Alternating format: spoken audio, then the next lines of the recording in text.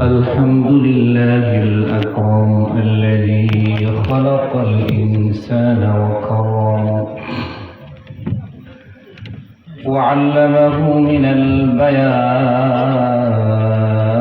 ما لم يعلم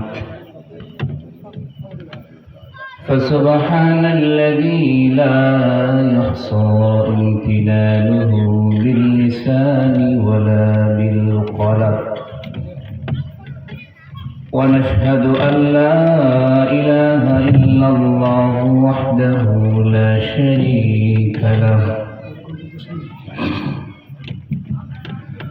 ونشهد أن سيدنا وسندنا وحبيبنا ومولانا محمدا عبده ورسوله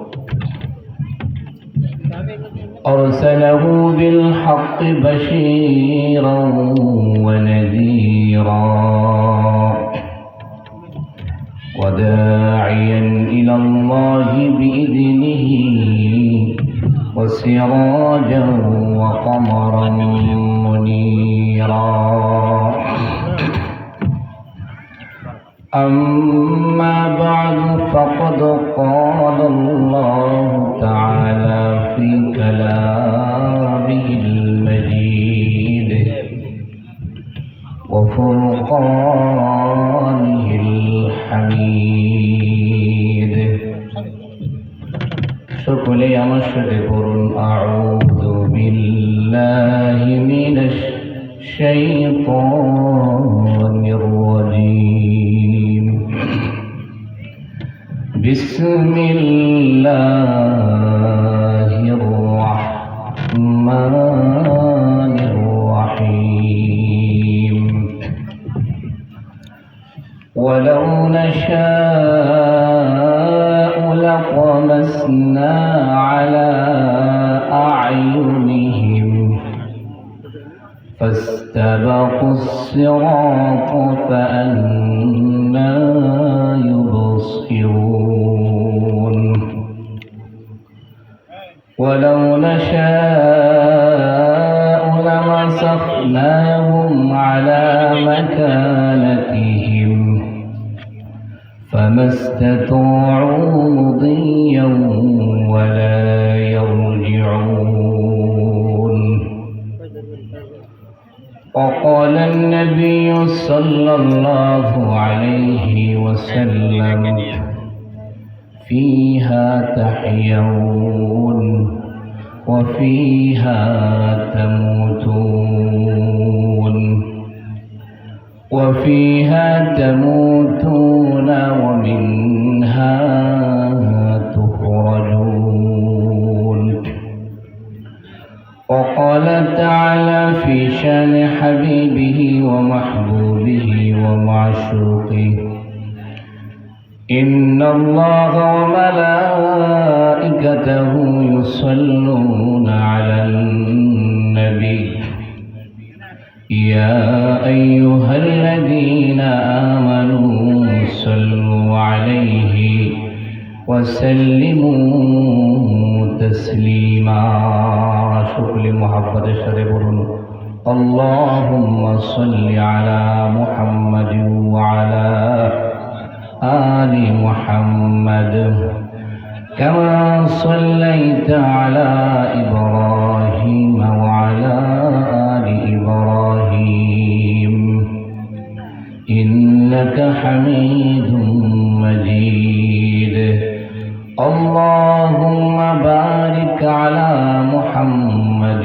وعلى آل محمد كما باركت على إبراهيم وعلى آل إبراهيم إنك حميد مجيد بلغ العلا بكماله كشف الدجى بجماله حسنت جميع خصاله صلوا عليه وآله মুহাব্বতে জিকির করেন লা ইলাহা ইল্লাল্লাহ, লা ইলাহা ইল্লাল্লাহ। মুহাব্বতে আর লা ইলাহা, লা ইলাহা ইল্লাল্লাহ, লা ইলাহা ইল্লাল্লাহ, লা ইলাহা ইল্লাল্লাহ। আসমানের মালিক যে আল্লাহ, জমিনের মালিক সে আল্লাহ, লা ইলাহা ইল্লাল্লাহ, লা ইলাহা ইল্লাল্লাহ, লা ইলাহা ইল্লাল্লাহ। হায়াতের মালিক যে আল্লাহ, মৌতের মালিক সে আল্লাহ, লা ইলাহা ইল্লাল্লাহ, লা ইলাহা ইল্লাল্লাহ। জোরে লা ইলাহা ইল্লাল্লাহ, লা ইলাহা ইল্লাল্লাহ, লা ইলাহা ইল্লাল্লাহ মুহাম্মাদুর রাসূলুল্লাহ। সকলে বলি সাল্লাল্লাহু আলাইহি ওয়াসাল্লাম।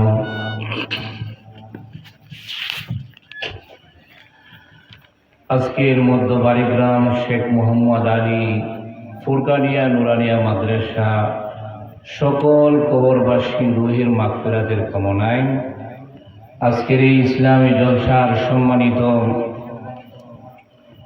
হযরত মাওলানা আব্দুল গাফফার সাহেব, সহ সভাপতি আলহাজ ফারুক মাস্টার সাহেব এবং মঞ্চে অনেকেই সম্মানিত ব্যক্তিবৃন্দ উপস্থিত রয়েছেন এবং আমার সামনে প্রাণ প্রিয় কোরআন প্রেমিক, হাদিস প্রেমিক, রাসূল প্রেমিক আমার শ্রোতা মণ্ডলী সকলকে জানাই আমার আন্তরিক শুভেচ্ছা ও অভিনন্দন। আজকে আমরা এই মাহফিলে সমবেত হয়ে আমরা খুশি না বেজার? কেন খুশি? কারণ হলো এটা আজকে দিনের আগে সেটা ছিল জমিন, আর আজকে রাতের জন্য সেটা জান্নাতের বাগান। সুবহানাল্লাহ। এই জন্য এই জান্নাতের চতুর্দিকে ফেরেশতারা বেষ্টন করে রেখেছেন, আল্লাহর কাছে দোয়া করতেছেন, আল্লাহুম্মা মাগফিরলি, আল্লাহুম্মা আরহামনি। আল্লাহ কোরআনের মাহফিলে যারা সমবেত হয়েছে, কোরআনের মাহফিলে যারা আজকে সময় দিতেছে, আরামের বিছানাকে হারাম করে, আরামের ঘুমকে হারাম করে এই কোরআনের মজলিসে যারা সময়টুকু ব্যয় করতেছে, আল্লাহ তাদের জীবনের সমস্ত গুনাহগুলো মাফ করে দেন। সুবহানাল্লাহ। শুধু তাই নয়, আল্লাহর পয়গম্বর বলেন শুধু তাদেরকে আল্লাহ মাফ করলে চলবে না, আপনার পক্ষ থেকে তাদের উপরে রহমত নাজিল করেন। সুবহানাল্লাহ। এই জন্য এই মজলিসটা দামি না দামি? দুনিয়ার মধ্যে সবচেয়ে দামি মজলিস হলো কোরআনের মাহফিল। এই জন্যে এই দামি মজলিসে যারা আসবে তারাও দামি হয়ে যাবে।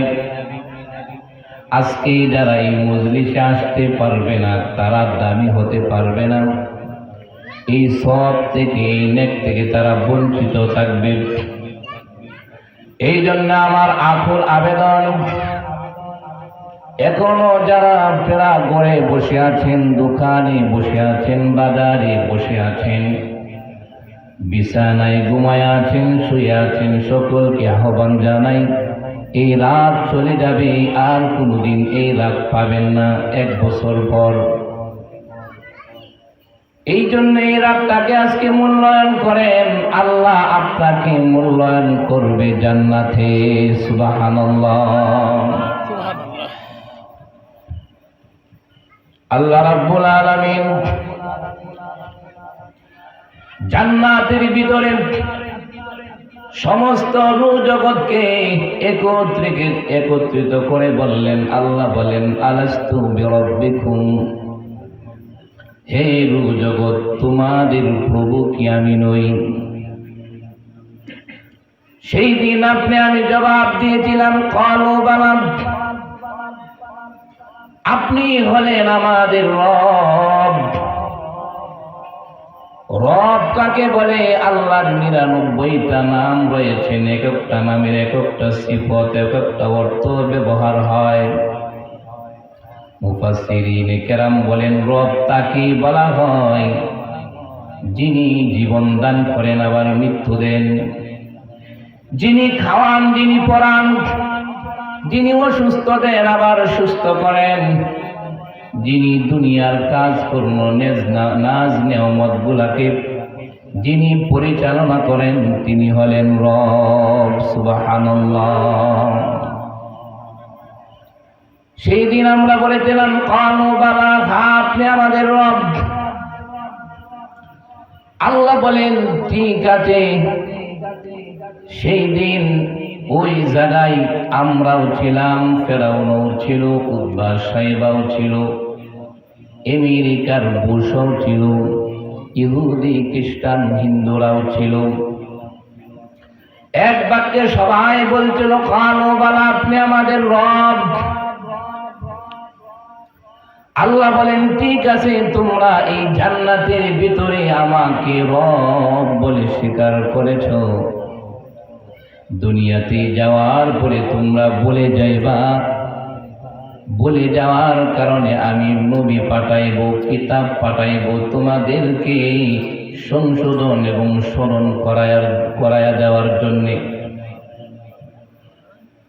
আমি নবী রাসূল দুনিয়াতে পাঠাবো। তোমরা যখন ভুলে যাও, আমি আল্লাহকে যখন ভুলে যাইবা,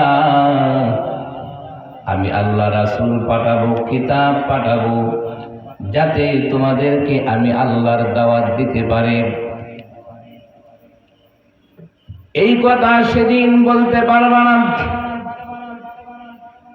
যে আমার বাপদারা হিন্দু ছিল, আমার 14 পুরুষ হিন্দু ছিল, ইহুদি ছিল, খ্রিস্টান ছিল। এই কথা বলার কোন সুযোগ থাকবে না, কারণ আমি আল্লাহ তোমাদেরকে নবীও পাঠিয়েছি, কিতাবও পাঠিয়েছি। শুধু নবী আর কিতাব পাঠাই নাই, তোমাদেরকে আমি বিবেক বুদ্ধিও দিয়েছি।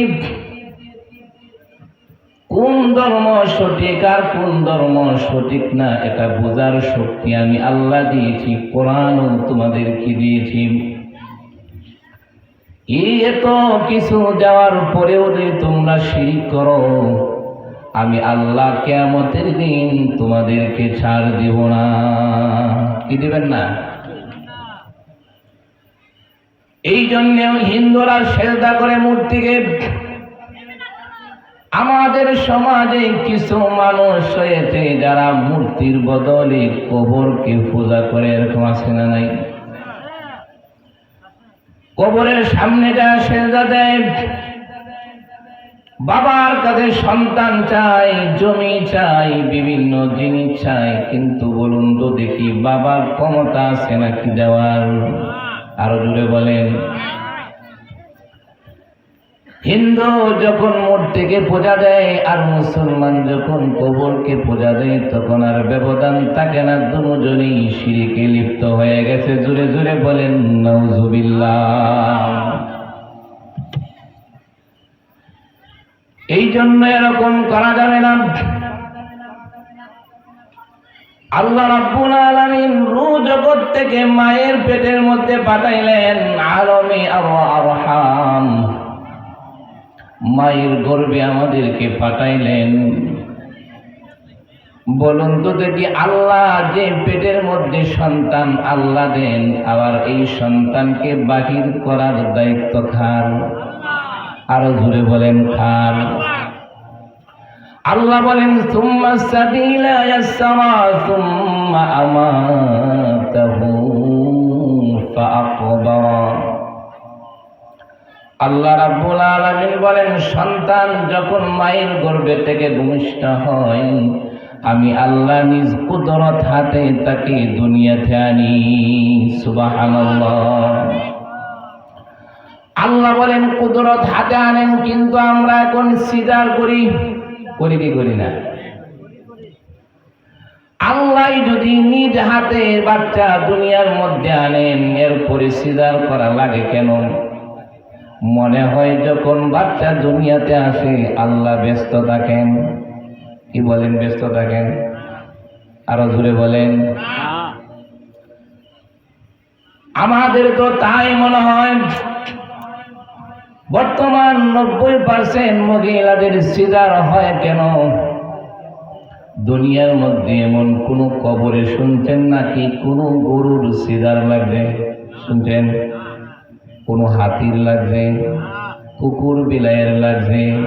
লাগে নাই। আমাদের বাচ্চা থেকে হাতির বাচ্চা অনেক গুণ বড়, গরুর বাচ্চা অনেক গুণ বড়। তাদের কিন্তু সিজার লাগে না।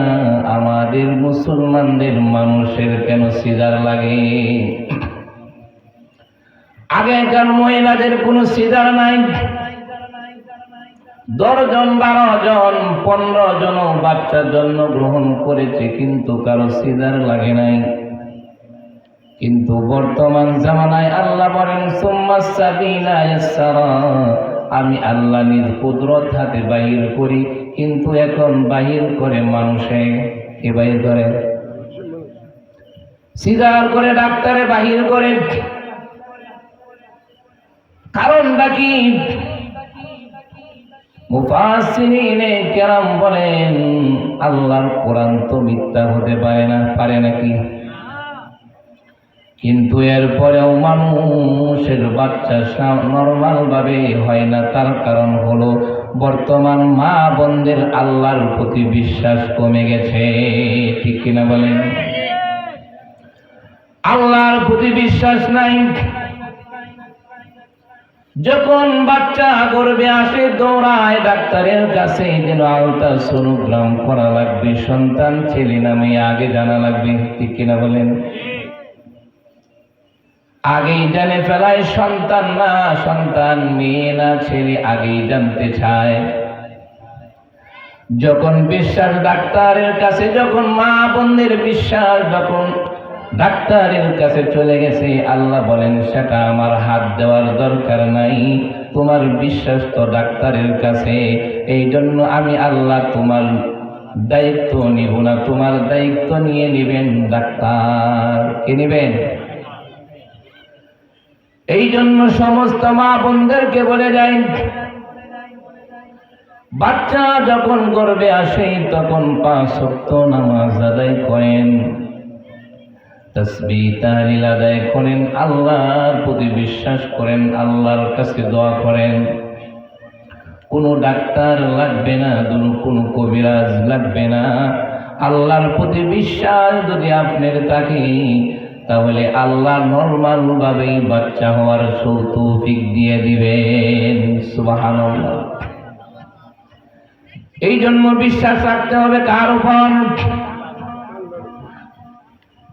আমাদের গ্রাম অঞ্চলে মাকড়সা চিনেননি? মাকড়সা বলুন তো দেখি, মাকড়সা এমন একটা প্রাণী, আল্লাহ বলেন মাকড়সারে তোমার কোনো বিল্ডিং বানানোর দরকার নাই, তোমার কোনো ঘর বানানোর দরকার নাই।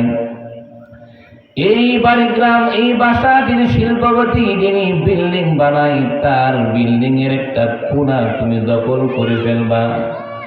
দখল করার পরে সেই জায়গায় বাসা বানাইবা। তোমার মাটিতে নামতে হবে না, ওই বাসায় খাবার পাঠানোর দায়িত্ব আমি আল্লাহর। সুবহানাল্লাহ। কোন সময় কি দেখছেন একটা মাকড়সার জমিনে নেমে খাবার কাটে দেখছেন নাকি? দেখেন নাই।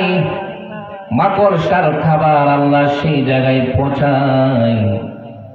এমন কোন খবরে শুনছেন নাকি কোন মাকড়সা নাকি মারা গেছে? শুনছেন? আপনি আমি যখন ঘুম থেকে উঠি, আপনার বাড়ির পাশের ডালের মধ্যে পাখিগুলা ফজরের সময় কিচির মিচির করে, আপনি মনে করেন পাখিগুলা কিচির মিচির করে? না না না, ওই পাখিগুলা বলেন আল্লাহ আল্লাহ আল্লাহ সুবহানাল্লাহ। এই পাখিগুলা কিচির মিচির করে না, এই পাখিগুলা আল্লাহর কাছে জিকির করে, আল্লাহ সারা রাত্র কাটাইলাম, দিন হয়ে গেল, খাবারের প্রয়োজন, আল্লাহ জমিনের দিকে যাব, তুমি আল্লাহ খাবারের ব্যবস্থা করে দিও। সুবহানাল্লাহ। সারাদিন পাখিগুলা খেয়ে পেট ভরে খাবার খেতে সন্ধ্যার সময় দেখবেন আবার কিচির মিচির করে। করে কি করে না? এটা কিচির মিচির নয়, আল্লাহর শুকরিয়া আদায় করে, আলহামদুলিল্লাহ। আল্লাহ সারাদিন খাবারের পরে আমরা পেট ভর্তি করে খাবার কি আসলাম, আল্লাহ আপনার কাছে শুকর আদায় করি। দেখবেন ফজরের সময় আপনার ঘরের মোরগ বাগ দেয়, আপনি মনে করেন মোরগ বাগ দেয়, না না না, সে বলেন সুবহান কুদ্দুসুন, আল্লাহর জিকির আদায় করে, মোরগ জিকির আদায় করে, আল্লাহকে ডাকে। আপনি মানুষ হয়ে লেপ মুড়ি দিয়ে আপনি ঘুমায়া থাকেন, ঠিক কিনা বলেন? একটা প্রাণী আল্লাহকে চিনে, ফজর এবং সন্ধ্যা সর্বদাই আল্লাহর জিকির করে, কিন্তু আপনি আমি আশরাফুল মাখলুকাত হয়ে আল্লাহকে চিনলাম না। আল্লাহর ঘর থেকে যখন আজান হয়ে যায়, আজান আমার কানে আসে, ঘুম ভাঙে না, ঘুম ভাঙলেও লেপ হয়ে আমরা উঠি না, নিজের কাজ বাড়ির কাজ থেকে আমরা মসজিদের দিকে যাই না। এরকম মানুষ আমাদের সমাজে আছে না নাই? এই মানুষগুলা এই প্রাণী থেকে অদাম। এই জন্য কবি বলেন, দুনিয়া থেকে এমন কাজ করে যাও যে কাজ করে গেলে তোমার ব্যাপারে মানুষ ভালো বলবে, তোমার জন্য মানুষ কাঁদবে। আর দুনিয়াতে এমন কাজ করে যায় না, মরার পরে মানুষ বলবে আলহামদুলিল্লাহ, শয়তান মারা গেছে, ভালো হয়েছে। এরকম লোক আছে না নাই?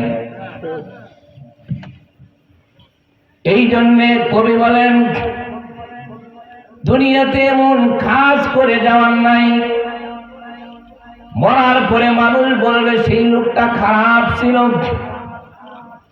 বর্তমান আমাদের জামানায় মদ গাঞ্জা জিনা বেবিচার অহরহ চলতেছে, আছে না নাই? জোরে বলেন, আছে না নাই?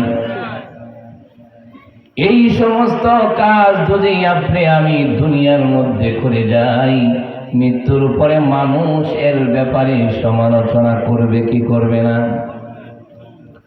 দুনিয়াতেও সমালোচনা হবে, আল্লাহ আমাদেরকে শাস্তি দিবেন।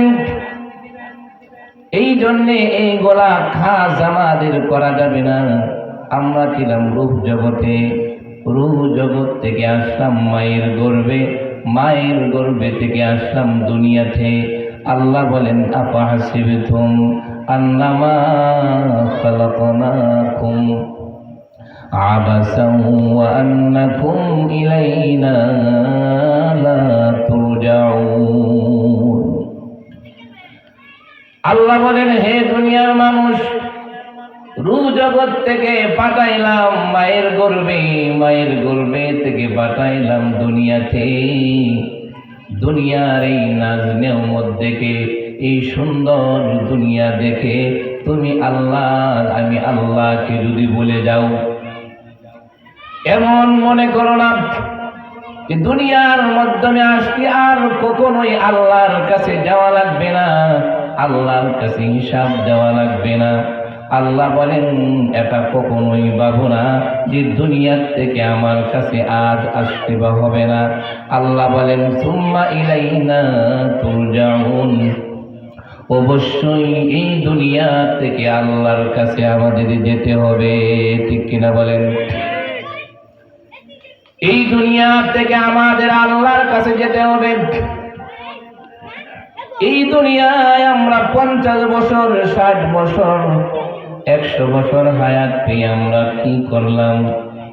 এই হিসাব আল্লাহর কাছে আমাদেরকে দিতে হবে কি হবে না? আর জোরে বলেন, হবে কি হবে না?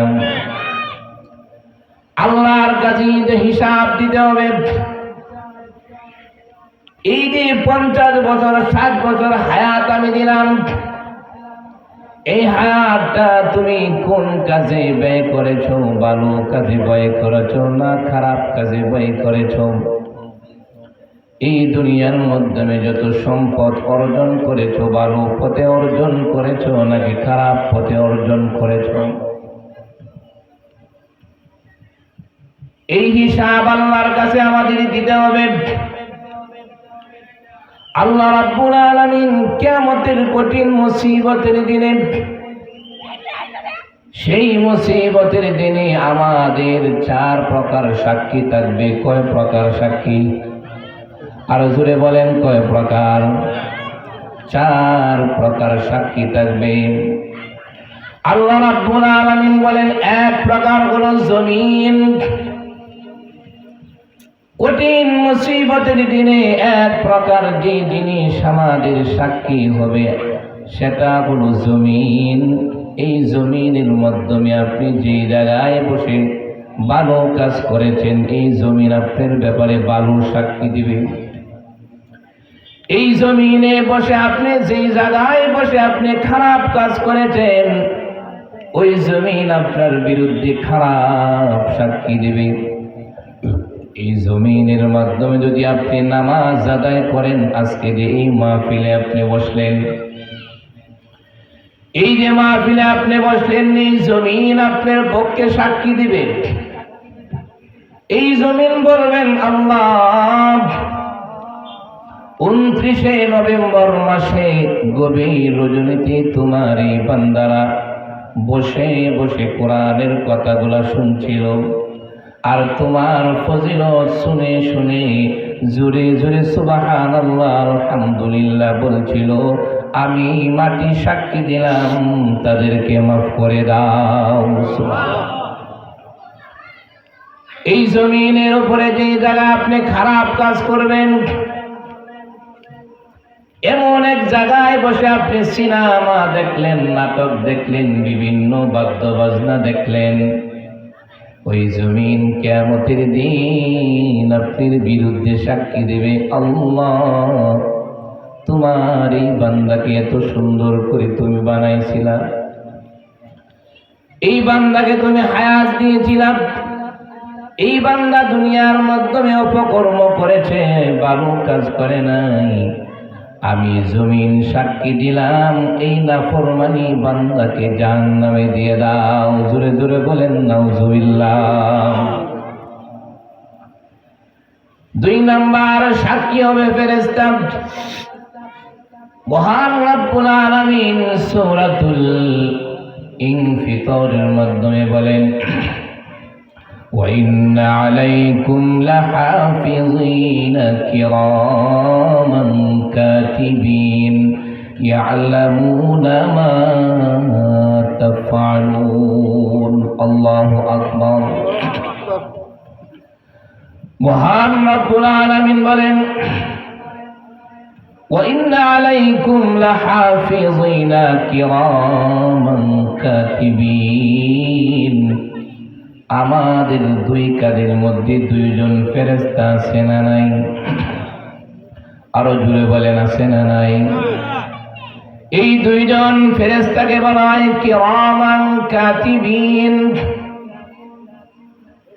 এই 2 জন ফেরেশতা আপনি আমার আমল নামা লেখেন, ডান দিকের ফেরেশতা ভালো আমল লেখেন, বান্দিগির ফেরেশতা খারাপ আমলগুলা লেখেন। এই যে লিপিবদ্ধ হইতেছে,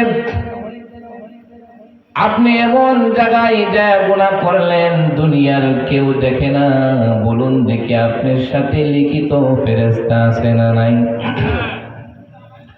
যিনি লিখবেন তারাই তো আপনার সাথে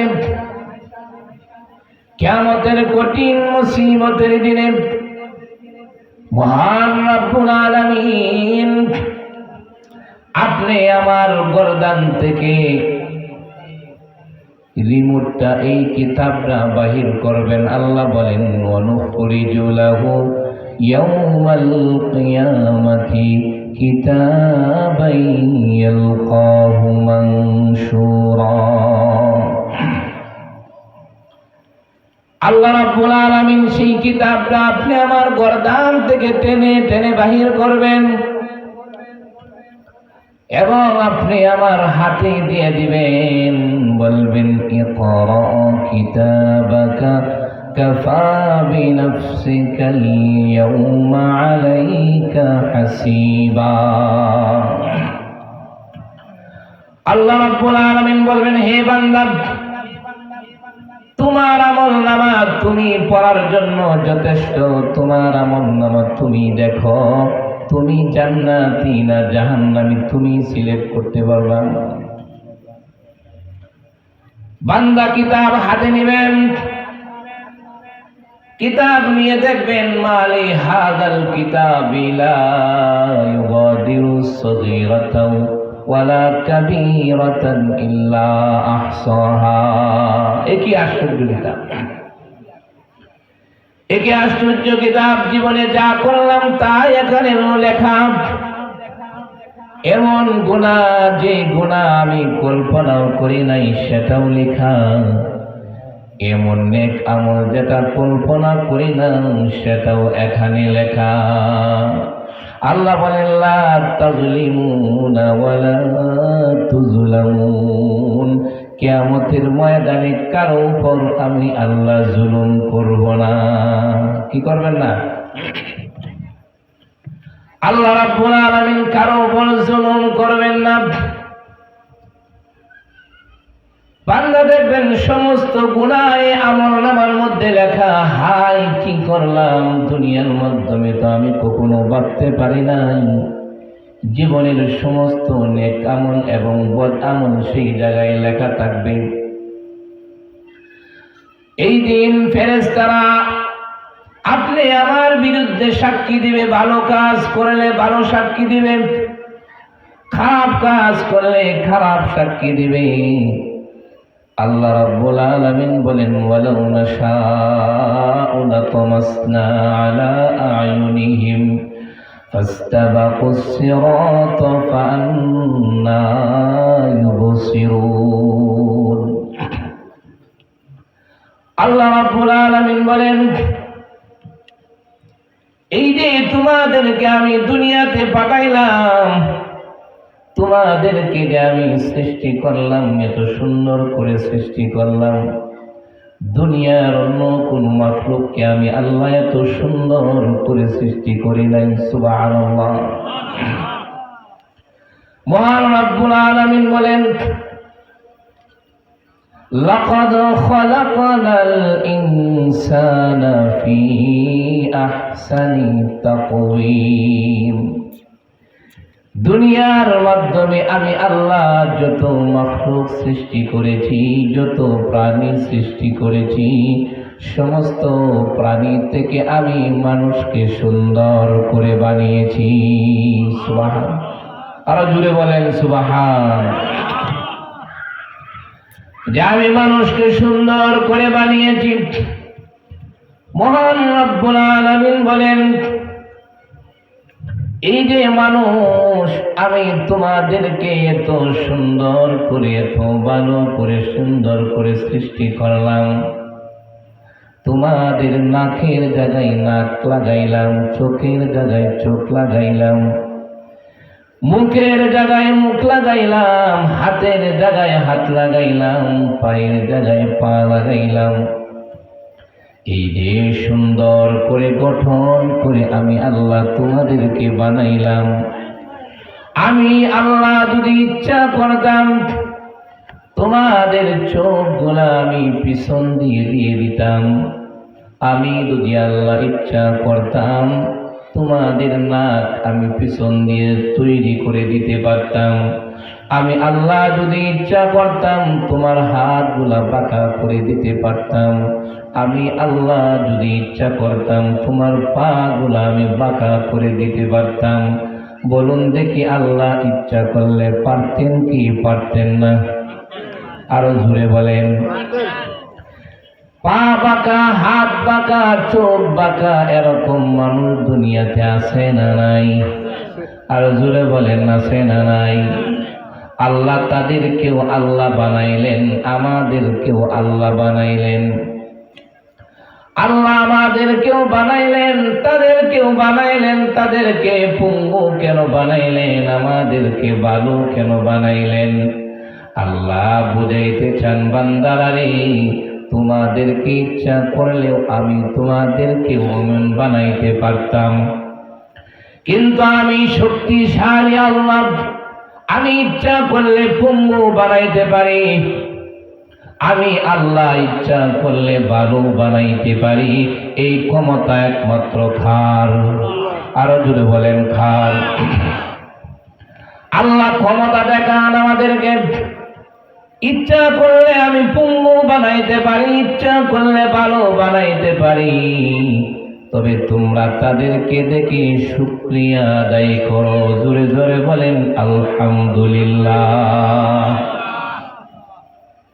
আল্লাহ বলেন ওয়ালাউ নাশাউ লাতামাসনা আলা আয়ুনিহিম ফাস্তাবাকুস সিরাতা ফাআন্না ইউবসিরুন। আল্লাহ বলেন তোমাদেরকে আমি আল্লাহ সুন্দর গঠন দিয়ে দুনিয়াতে পাঠাইলাম। সুবহানাল্লাহ। কিয়ামতের কঠিন মুসিবতের দিনে এই যে সুন্দর হাত পা অঙ্গ প্রত্যঙ্গ আল্লাহ আমাদেরকে দিলেন, কিয়ামতের কঠিন মুসিবতের দিনে কিছু বান্দাকে আল্লাহ বলবেন, বান্দা দুনিয়ার মাধ্যমে তুমি এই কাজটা করছো, এই কাজটা করছো, এই গুনাহটা করছো, ওই গুনাহটা করছো। বান্দা বলবেন আল্লাহ না না আমি করি নাই, করি নাই, করি নাই। কি বলবেন? আমি করি নাই।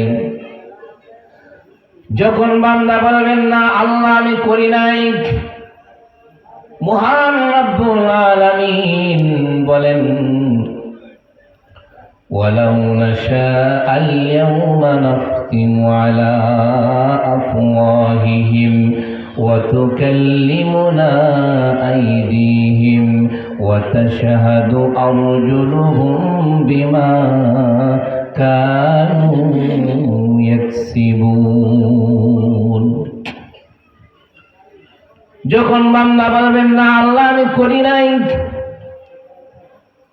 আল্লাহ বলেন আল-ইয়াওমা নাখতিমু, তার মুখের মাধ্যমে আল্লাহ রাব্বুল আলামিন মোহর মেরে দিবেন। কি মেরে দিবেন?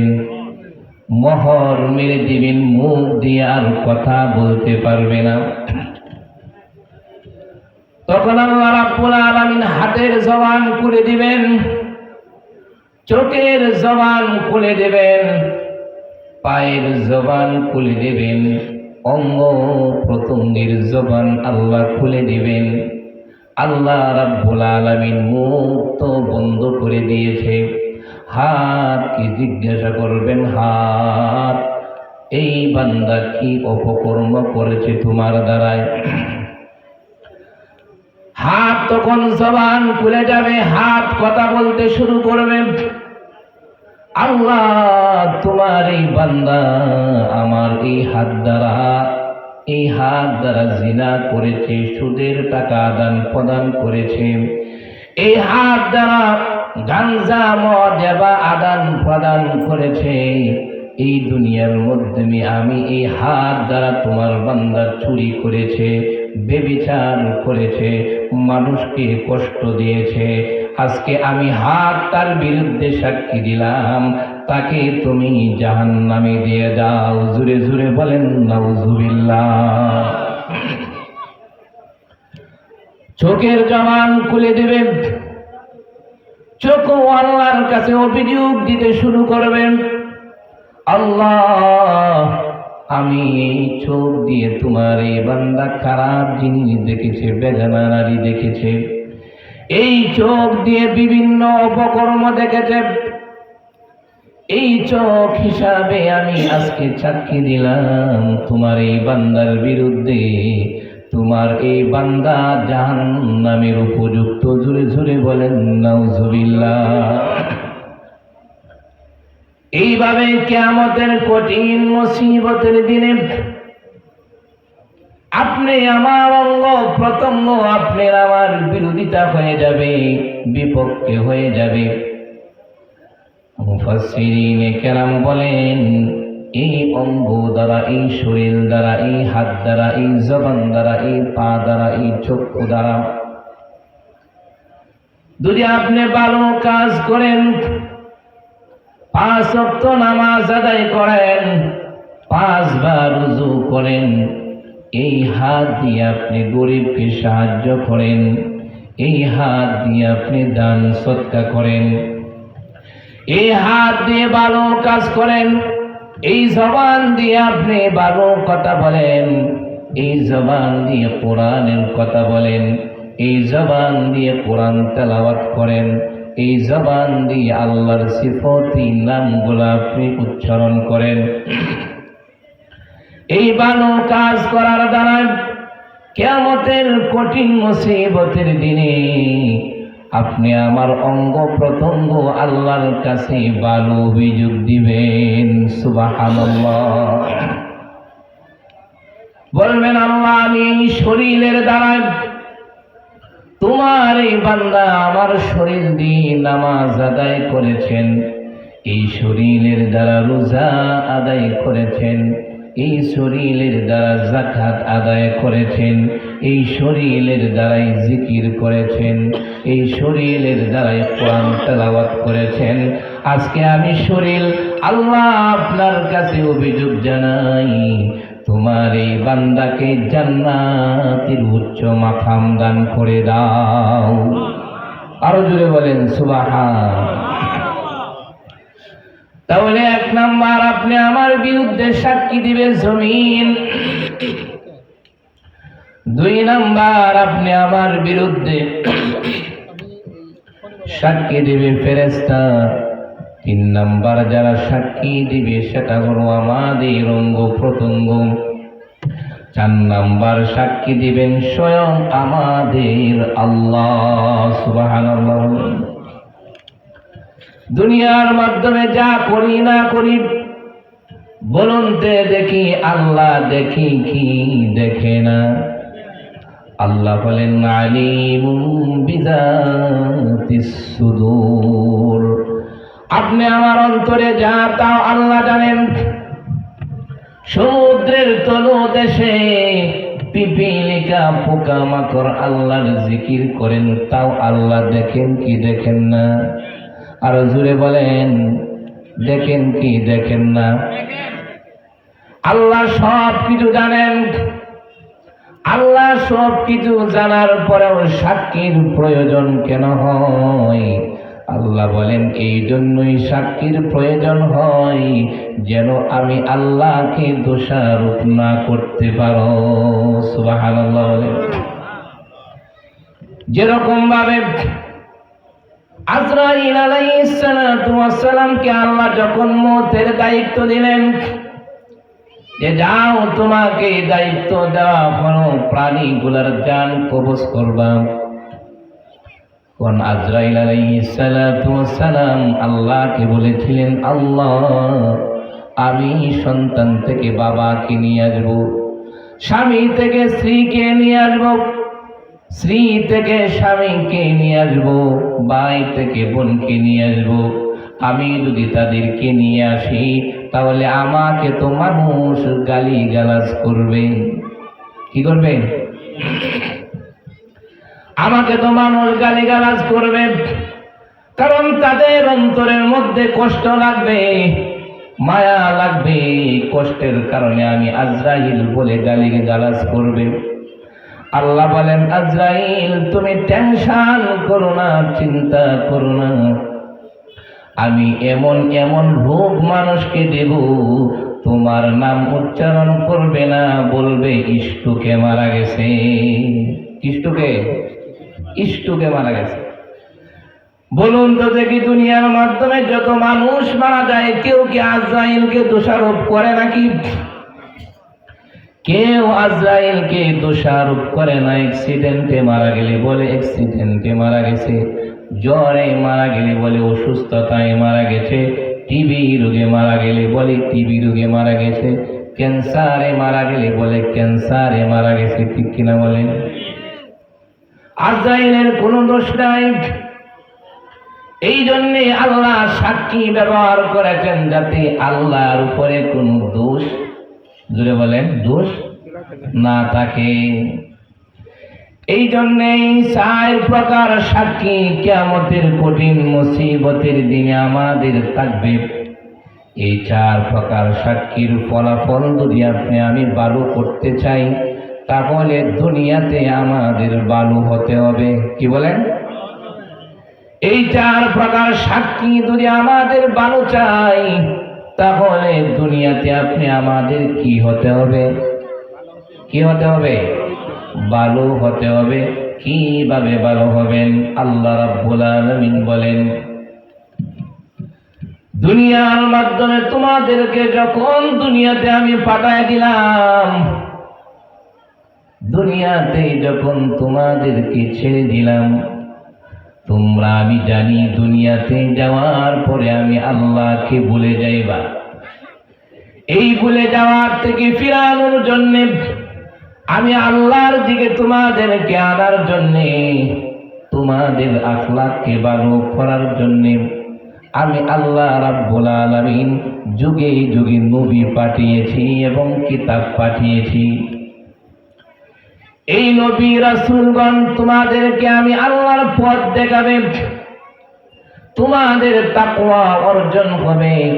যতক্ষণ পর্যন্ত দুনিয়ার মাধ্যমে তোমার আমার তাকওয়া অর্জন না হবে, ততক্ষণ পর্যন্ত আমি আল্লাহকে তোমরা চিনবা না।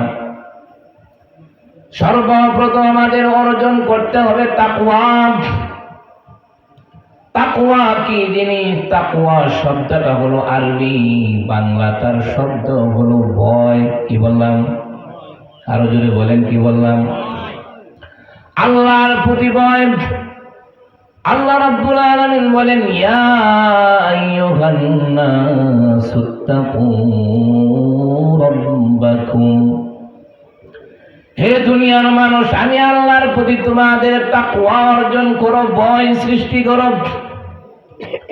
যতক্ষণ পর্যন্ত আমি আল্লাহকে তোমরা ভয় না করবা, ততক্ষণ পর্যন্ত তোমাদের দ্বারা ভালো কাজ করা সম্ভব হবে না। ঠিক কিনা বলেন? আমি তো আল্লাহকে ভয় করি না, আমার ভালো কাজ করার দরকার কি? কেনই বা করব? কারণ আমি তো আল্লাহকে ভয় করি না। ওমর রাদিয়াল্লাহু তাআলা আনহু হযরত উবাই ইবনে খাব রাদিয়াল্লাহু তাআলা আনহুকে বললেন, ও উবাই ইবনে খাব, তুমি আমাকে তাকওয়ার ব্যাখ্যা করে শোনাও, তাকওয়া কি জিনিস? দুনু সাহাবী তাকওয়া কি জিনিস জানতেন। এরপরেও তারা একজন আরেকজনে মুযাকারা করতেন, তাদের যেন ঈমান বাড়ার জন্য। কিসের জন্য? ঈমান বাড়ার জন্য তারা মুযাকারা করতেন, ঈমান নিয়ে, তাকওয়া নিয়ে। উমর রাদিয়াল্লাহু তাআলা আনহু বলেন, উবাই ইবনে খাব, তাকওয়ার ব্যাখ্যা আমাকে শোনাও।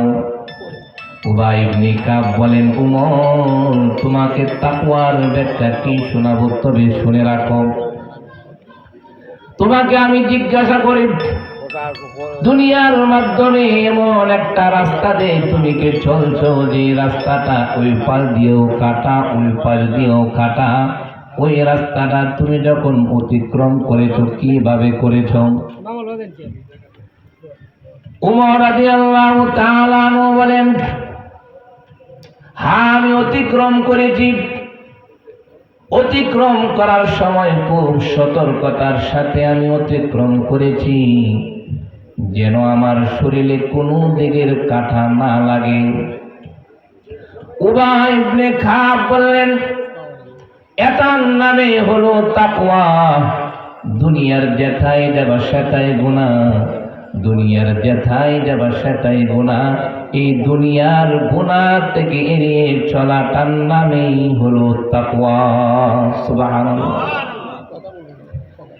এই দুনিয়ার গুনাহ থেকে এড়িয়ে চলার নামেই হলো তাকওয়া। এই তাকওয়া অর্জন করার জন্য সাহাবারা কত কষ্ট করেছেন। আল্লাহর রাসূলের কাছে এসে একজন সাহাবী বললেন, ওগো আল্লাহর পয়গম্বর, ইন্নী ক্বাদ জানাইতু, আমি তো বড় গুনাহ করে ফেলেছি, জিনা করে ফেলেছি, আমাকে আপনি পবিত্র করে দেন। রাসূল সাল্লাল্লাহু আলাইহি ওয়াসাল্লাম প্রথম দিন তাড়ায়া দিলেন, দ্বিতীয় দিন আবার এসে বললেন, ওগো আল্লাহর পয়গম্বর, আমি তো ইন্নী ক্বাদ জানাইতু, জিনা করে ফেলেছি, আমাকে পবিত্র করে দেন। তিন দিনের মাথা আবার আসলেন, আবার তাড়িয়ে দিলেন। সাহাবীদেরকে বললেন, ও আমার সাহাবারা, ওই লোকটার বাড়িতে খোঁজ নেও, ওই লোকটার মাথা ঠিক আছে কিনা, ব্রেন ঠিক আছে কিনা। দুইজন সাহাবী তো চলে গেলেন ওই লোকের বাড়িতে, গিয়া খোঁজ খবর নিলেন যে ওই লোকটার মাথার কোনো সমস্যা আছে কিনা। তারা কোনো খোঁজ খবর নেই, কোনো সমস্যা পাইলেন না। এলাকার মানুষ বললেন, না, ওনার তো কোনো সমস্যা নাই, ওনার মাথা ঠিক আছে। সাহাবারা ফিরে এসে আল্লাহর রাসূলের কাছে বললেন, ওগো আল্লাহর রাসূল, ওনার মাথা ঠিক আছে, ওনার মাথায় কোনো সমস্যা নাই। 4 দিনের মাথায় আবার আসলেন, উন্নী ক্বাদ জানাইতু, আল্লাহর পয়গম্বর, আমাকে আপনি পবিত্র করে দেন। সাহাবীদেরকে ডাক দিয়ে বললেন, ও আমার সাহাবীরা, গলা পর্যন্ত গর্ত করো। সাহাবারা গর্ত করলেন, লোকটাকে দুই গলা পর্যন্ত গর্তের ভিতরে ঢুকাইলেন। সাহাবারা পাথর মারলেন, পাথর মেরে দুনিয়া থেকে শহীদ করে দিলেন। এই ঘটনার দ্বারা বোঝায় কত তাকওয়া তাদের অন্তরে ছিলেন, তাদের আল্লাহর প্রতি তাদের ভয় ছিলেন। দুনিয়ার মাধ্যমে আমার জীবন চলে যাক, দুনিয়ার মাধ্যমে আমার যত শাস্তি হওয়ার হয়ে যাক, কিন্তু কিয়ামতের কঠিন মুসিবতের দিনে যেন আমার কোনো শাস্তি না পাওয়া লাগে। সুবহানাল্লাহ। একজন মহিলা জিনা করছে, আল্লাহর রাসূলের কাছে আসলেন, ওগো আল্লাহর পয়গম্বর, আমি তো জিনা করেছি, আমার গর্ভের মধ্যে বাচ্চা। আল্লাহর রাসূল সাল্লাল্লাহু আলাইহি ওয়াসাল্লাম বলেন, আমরা জিকিরের সাথে একটু আগায় বসি, পিছনে অনেক মানুষ আসতেছে, আমরা একটু তাদেরকে জায়গা করে দিই। আর যারা আসতেছেন আমরা সামনে চলে আসি, সবাই সামনে চলে আসি। যারা আসতেছি আমরা সামনের দিকে এসে বসি। বলে দিলাম, ওই মহিলা বললেন, ওগো আল্লাহর পয়গম্বর, আমি তো জিনা করে ফেলেছি, আমাকে পবিত্র করে দেন। আল্লাহর পয়গম্বর বলেন, তুমি বাড়িতে চলে যাও, তোমার যখন বাচ্চা ভূমিষ্ঠ হবে তখন তুমি আমার কাছে আসবা। ওই মহিলা বাড়িতে চলে গেলেন। দীর্ঘ 1 বছর হয়ে গেল, বাচ্চা জন্মগ্রহণ করে বাচ্চার হাতে রুটি দিয়ে আল্লাহর রাসূলের কাছে আসলেন। আয়েশা বললেন, ও আল্লাহর পয়গম্বর, এই যে আমার বাচ্চা ভূমিষ্ঠ হয়েছে, এই নেন, আমার বিচার করেন, জিনা করেছি, আমাকে পবিত্র করে দেন। নয়তো আমি দুনিয়াতে বাঁচার আমার দরকার নেই। অপবাদ নিয়ে, গুনাহ নিয়ে দুনিয়াতে আমার বাঁচার দরকার নেই। আল্লাহর পয়গম্বর বলেন, হ্যাঁ তোমার বিচার হবে, তবে তুমি 2 বছর পরে আসবা, যখন বাচ্চা দুধ পান করা শেষ হবে তখন চলে আসবা।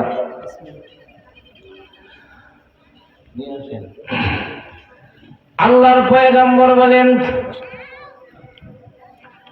ওই মহিলা দীর্ঘ 2 বছর পরে বাচ্চাকে নিয়ে আসলেন। বাচ্চা তখন খাবার খেতে পারে। যখন নিয়ে আসলেন, আল্লাহর পয়গম্বর সাহাবীদেরকে বললেন, মুসাবারা গলা পর্যন্ত গর্ত করো। গর্ত করা হলো, ওই মহিলাকে গর্তের ভিতরে ঢুকানো হলো এবং পাথর মারা হলো। পাথর যখন মারলেন, একজন সাহাবীর শরীরে রক্ত ছিটিয়ে আসে। তিনি অনেক রাগান্বিত হন যে তুমি একজন পাপিষ্ঠ মহিলা, আমার শরীরে পাপিষ্ঠ রক্ত এসেছে, এই জন্য তিনি রাগান্বিত হন। আল্লাহর পয়গম্বর ডাক দিয়ে বলেন, ও আমার সাহাবী, তার রক্ত তোমার শরীরে পড়ার কারণে তুমি রাগান্বিত হয়েছ। জেনে রাখো, ওই মহিলা জিনা করার কারণে যে তওবা আল্লাহ করেছেন, এর চেয়ে আল্লাহর কাছে যে তওবা করেছেন, এর চেয়ে বড় গুনাহ করলেও আল্লাহ মাফ করে দিতেন। সুবহানাল্লাহ। এটা ছিল সাহাবীদের তাকওয়া। এই জন্য মুমিন হওয়ার জন্য সর্বপ্রথম তাকওয়া অর্জন করতে হবে। কি অর্জন করতে হবে? আল্লাহর প্রতি ভয় সৃষ্টি করতে হবে। দুনিয়ার যেথায় যান, যখনই গুনার সম্মুখীন হয়ে যান, আল্লাহর প্রতি যখন আপনার ভয় চলে আসবে, হায়রে দুনিয়ার কোনো মানুষ তো আমাকে দেখে নাই, দুনিয়ার কোনো কিছুই আমাকে দেখে নাই, কিন্তু যিনি আমাকে বানিয়েছেন, যিনি আমাকে খাওয়ান, যিনি আমাকে পড়ান, যিনি আমাকে সৃষ্টি করেছেন, তিনি তো দেখতেছেন কিভাবে আমি গুনাহ করব। এটার নাম হলো তাকওয়া। এই তাকওয়া অর্জন যখন হয়ে যাবে, তখন নিজেই মনে করতে পারবেন আমি একজন মুমিন। সুবহানাল্লাহ। এই জন্য এই তাকওয়া আপনি আমার অন্তরে কি করতে হবে? অর্জন করতে হবে। যদি এই তাকওয়াটা আমরা অর্জন করতে পারি, তাহলে দুনিয়ার মাধ্যমে আমাদের সমস্ত গুনাহ থেকে বেঁচে থাকা যাবে। নয়তো যদি তাকওয়া, ভয় আল্লাহ